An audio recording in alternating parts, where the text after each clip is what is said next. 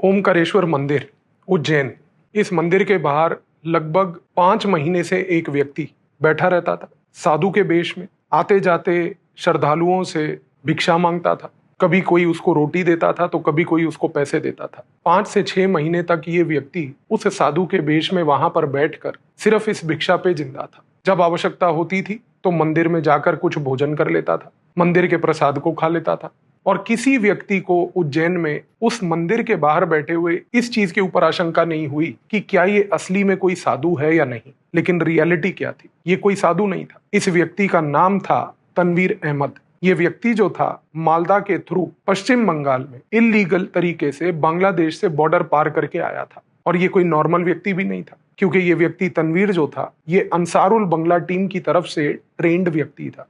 अंसारुल बंगला team Bangladesh में वही एक ऐसी आतंकवादी संगठन है जिसका नाता अलकायदा से जुड़ा हुआ है। अलकायदा और अंसारुल बंगला टीम पश्चिम बंगाल और भारत की सीमा पर इल्लीगल कैंप्स चलाते हैं, वहां पर लोगों को ट्रेन करते हैं, रेडिकलाइज करते हैं। उन्हीं का एक ह्यूमन एसेट यहां पर भारत भेजा गया था। और जब ये व्यक्ति उज्जैन पहुंचा, इसके पास कोई कागजात नहीं थे, कोई नाम नहीं था, कोई आइडेंटिटी नहीं थी, बस मंदिर के बाहर बैठ गया था। 5 से 6 महीने तक जब इस व्यक्ति ने ये कार्य किया, इसकी उसी दौरान मंदिर के बाहर जितनी भी दुकानें हैं जहां पर पूजा सामग्री मिलती है, उन दुकानदारों से भी इसकी बातचीत हुई। और इस बातचीत के दौरान लगभग 6 महीने के बाद एक दुकानदार ने ही इस व्यक्ति को बोला कि आप तो युवा ही दिखते हो, आप क्यों ना मेरे साथ जुड़कर कुछ मेरी मदद करके मेरी दुकान में ही काम करना शुरू कर दो। तनवीर का उद्देश्य भी यही था। 5 से 6 महीने मंदिर के बाहर बैठने के बाद उसने ये जो एक प्रकार का रैपो डेवलप किया, ये उसको फायदा दिया इस कॉन्टेक्स्ट में कि उसको एक दुकान के बाहर नौकरी मिल गई। अब उसका काम सिर्फ सिंपल था, वो दुकानदार की मदद करना, पूजा सामग्री को बेचना, पूजा सामग्री को मंदिर के अंदर लोगों तक लेके जाना, लोगों को सहायता करते हुए पूजा सामग्री के साथ उनको मंदिर के अंदर परिसर में छोड़ना। और जिस प्रकार से तनवीर ये हरकतें करता गया, इससे एक एडवांटेज उसको ये मिला कि उसको मंदिर के अंदर के परिसर के बारे में जितनी जानकारी चाहिए थी वो सारी जानकारी उसको मिलने लग गई। जैसे जैसे ये जानकारी वो प्राप्त करता रहा, इस चीज का वो नोट भी बनाता रहा। इंटेलिजेंस ब्यूरो की जो प्रेजेंस उज्जैन में थी, वहां का जो लोकल सब्सिडरी इंटेलिजेंस ब्यूरो का ऑफिस था, एक दौरान उसने जनरल तरीके से एक ड्रोन सर्वेलेंस पूरे मंदिर के परिसर के ऊपर किया। और सरप्राइजिंग बात यह थी कि जब ये मंदिर के परिसर के ऊपर ड्रोन सर्वेलेंस हुआ, उसी दौरान एक स्पेसिफिक दुकान से ड्रोन ने कुछ रेडियो फ्रीक्वेंसी सिग्नेचर्स प्राप्त किए। ये रेडियो फ्रीक्वेंसी सिग्नेचर्स बड़े अनयूजुअल से थे, अननेचुरल से थे। इस चीज के ऊपर जब निगरानी रखनी शुरू हुई, क्योंकि ये अननेचुरल टाइप की चीज लोकेट हुई थी, तो इंटेलिजेंस ब्यूरो ने रिपीटेड लेवल पर अगले 1 से 2 हफ्ते डेली ड्रोन बेस्ड सर्वेलेंस मंदिर के परिसर के ऊपर शुरू किया। और हर रोज रात को 8 बजे के बाद, मंदिर के परिसर के बंद होने के बाद, मंदिर के पुजारी के चले जाने के बाद, रोज एक रेडियो फ्रीक्वेंसी सिग्नेचर वहां पे पाया जाता था। जब ये रेडियो फ्रीक्वेंसी सिग्नेचर को एनालाइज किया गया, एग्जामिन किया गया, तो मालूम चला कि एक स्पेसिफिक फोन कॉल जो है एक स्पेसिफिक टाइम पर रेगुलर बेसिस पे हो रही है। और सबसे बड़ी बात थी कि ये जो फोन कॉल थी ये भारत में नहीं हो रही थी। ये कॉल करके नंबर बांग्लादेश लगाया जा रहा था, बांग्लादेश से वो नंबर कनेक्ट होकर लाहौर तक जा रहा था। इस कॉन्टेक्स्ट में इंटेलिजेंस ब्यूरो ने एक डिसीजन लिया कि हम अपने एक ह्यूमन एसेट को डिप्लॉय करेंगे, जो कि यहाँ पर देख कर आए कि आफ्टर ऑल हो क्या रहा है। इस कॉन्टेक्स्ट में उज्जैन के इंटेलिजेंस ब्यूरो के ऑफिस से एक महिला अधिकारी को भेजा गया। उस महिला अधिकारी ने एक साध्वी का रूप साधा। साध्वी का रूप साध के वो डेली मंदिर जाने लगी। मंदिर जाने के टाइम पर उसने उसी दुकान में जहां पर तनवीर काम करता था, उसी दुकान से रोज सामग्री खरीदनी शुरू करी। सामग्री खरीदने के दौरान तनवीर से उसकी देखरेख हुई, तनवीर को देखना, उसकी हरकतों को ऑब्जर्व करना। और क्योंकि इस महिला अधिकारी ने एक साध्वी का रूप साध लिया था, तो वो वहीं पर मंदिर में पूजा होने के बाद भी उसी परिसर में बैठी रहती थी। उसका ऑब्जेक्टिव सिर्फ ये था कि वो तनवीर के ऊपर नजर रख पाए, उसकी गतिविधियों पे नजर रख पाए।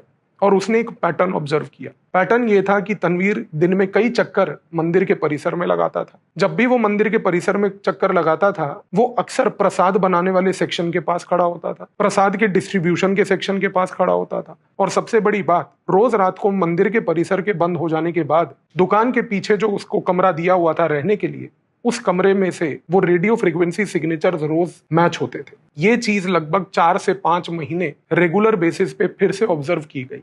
और जब ये चीज पिछले 1 साल से चल रही थी, उस दौरान तनवीर ने एक दिन दुकानदार को बोला कि मेरी माँ बीमार हो गई है, मुझे अपनी माँ का इलाज कराने अमृतसर जाना है। उस दौरान दुकानदार ने उसको बोला कि कुछ पैसे ले जाओ, आके वापस तनख्वाह से एडजस्ट कर लेंगे। तनवीर ने ट्रेन पकड़ी, उज्जैन से वो पहले दिल्ली आया, दिल्ली से उसने एक बस पकड़ी और बस पकड़कर वो अमृतसर चला गया। जब वो अमृतसर पहुंचा तो वहां से उसने एक ऑटो लेकर अटारी बॉर्डर के पास कुछ गांव में जाकर अपने आप को बसा लिया। ये जो इंटेलिजेंस ब्यूरो की ऑफिसर, जो महिला ऑफिसर थी, वो उसको उज्जैन से लेकर दिल्ली, दिल्ली से लेकर अमृतसर उसकी परछाई बनकर उसके पीछे पीछे जाती रही। जब वो अमृतसर पहुंचा, अमृतसर से जब वो अटारी बॉर्डर के पास पहुंचा, इस महिला अधिकारी ने भी उसका वहां तक साया बन के उसका पीछा करा और वहां पर उसने ऑब्जर्व करा कि ये व्यक्ति के पास ना तो कोई घर था, ना उसकी कोई माता वहां पे रहती थी। ये सब एक झूठ था। वो अटारी के पास एक गांव में एक लेबर के पास जाकर उसके घर में बस गया। वो लेबर खेतों में काम करता था। उसके घर में बसे रहने के 3 से 4 दिन के बाद इंटेलिजेंस ब्यूरो की इस अधिकारी ने एक पैटर्न देखा और वो पैटर्न बड़ा सिंपल था। एक शाम पाकिस्तान की ओर से एक ड्रोन का प्रयोग किया गया और उस ड्रोन से कुछ चीजें भारत की सीमा की तरफ फेंकी गई, जो इस गांव में अटारी के पास खेतों में पाई गई। छोटी छोटी पुड़ियां थी। वो पुड़ियां उसने पर्टिकुलरली जब भारत फेंकी तो तनवीर ने जाकर उनमें से 2 पुड़ियां उठाई और सबसे बड़ी बात, पुड़िया उठाने के बाद उसने उसको अपनी गले में पहनी हुई रुद्राक्ष माला के अंदर खोल के उसको छुपा दिया। ये चीज पूरी कैप्चर की गई और उसके अगले दिन सुबह तनवीर ने गांव छोड़ा, अमृतसर शहर आया, वहां से बस पकड़ी, दिल्ली पहुंचा। दिल्ली के पुरानी दिल्ली रेलवे स्टेशन पर वो खड़ा था और वो मालवा एक्सप्रेस का वेट कर रहा था कि जो ट्रेन उसको वापस से उज्जैन लेके जाएगी। इस दौरान इस इंटेलिजेंस ब्यूरो की महिला अधिकारी ने जब ये सारी रिपोर्ट पेश करी तो एक निर्णय लिया गया कि तनवीर को दिल्ली के पुरानी दिल्ली रेलवे स्टेशन के बाहर ही, जो दिल्ली पुलिस की स्पेशल सेल है और इंटेलिजेंस ब्यूरो के एक जॉइंट ऑपरेशन के तहत पकड़ा जाएगा। तनवीर रेलवे स्टेशन पर खड़ा था, वेट कर रहा था और उसी दौरान एक इशारे के तहत दिल्ली पुलिस के कुछ अधिकारियों ने उस समय जो स्पेशल सेल से जुड़े थे तुरंत जाकर तनवीर को पकड़ा। इंटेलिजेंस ब्यूरो की टीम उसको जो रोहिणी का एक सेफ हाउस है वहां पर ले गई और वहां ले जाने के बाद जब उसकी इंटेरोगेशन हुई तो इंटेरोगेशन के दौरान उसके रुद्राक्ष को भी खोला गया। उस रुद्राक्ष में से निकला एक पर्टिकुलर पुड़िया और जो वो पुड़िया निकली, जब उसका एग्जामिनेशन करवाया गया तो मालूम चला कि वो रिसिन था। रिसिन एक ऐसा जहर जो केवल 1 ग्राम जहर 100 से 200 लोगों को मारने के लिए सक्षम होता है। जब इंटेरोगेशन हुई, पूछताछ हुई तो उसने कबूल किया कि उसको भेजा गया था इस पर्पज से कि वो ये रिसिन पाउडर जो है उसको बेसिकली महाकालेश्वर मंदिर के प्रसाद में मिला दे, क्योंकि उसका उद्देश्य था कि इसको प्रसाद में मिलाने के तहत मंदिर के परिसर में 100-200 लोगों की जब मौत हो जाएगी तो इससे हाहाकार मचेगा। हाहाकार मचने के बाद देश में एक अजीब सा माहौल पैदा होगा कि मंदिरों के अंदर प्रसाद खाने से लोगों की हत्या हो रही है। और इसको अलकायदा और अंसारुल बंगला टीम मिलकर पाकिस्तान की ISI के साथ कुछ अंतरराष्ट्रीय मीडिया हाउसेज में इस चीज को बढ़ा चढ़ाकर भारत के खिलाफ एक प्रोपोगंडा चलाने का गेम खेल रही थी कि यदि इस प्रकार की कुछ इंसिडेंट को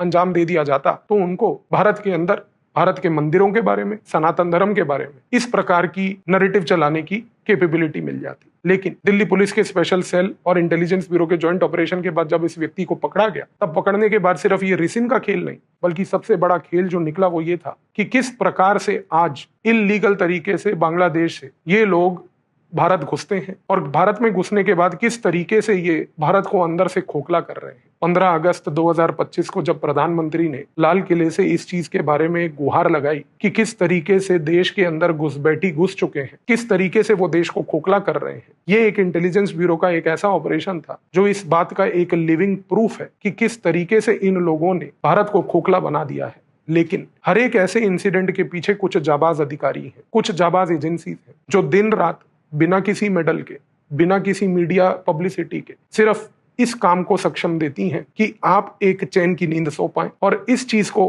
भरोसा दिलाती हैं कि देश के नागरिकों के ऊपर कोई पर्टिकुलर लेवल पर अत्याचार ना हो। तो आई बिलीव इस ऑपरेशन के बाद अब आपको ये चीज क्लियर हुई होगी कि किस तरीके से हमारी एजेंसीज काम करती हैं, आपको सुरक्षित रखती हैं और ये इंश्योर करती हैं कि देश के किसी नागरिक के ऊपर कोई आंच ना आए। धन्यवाद।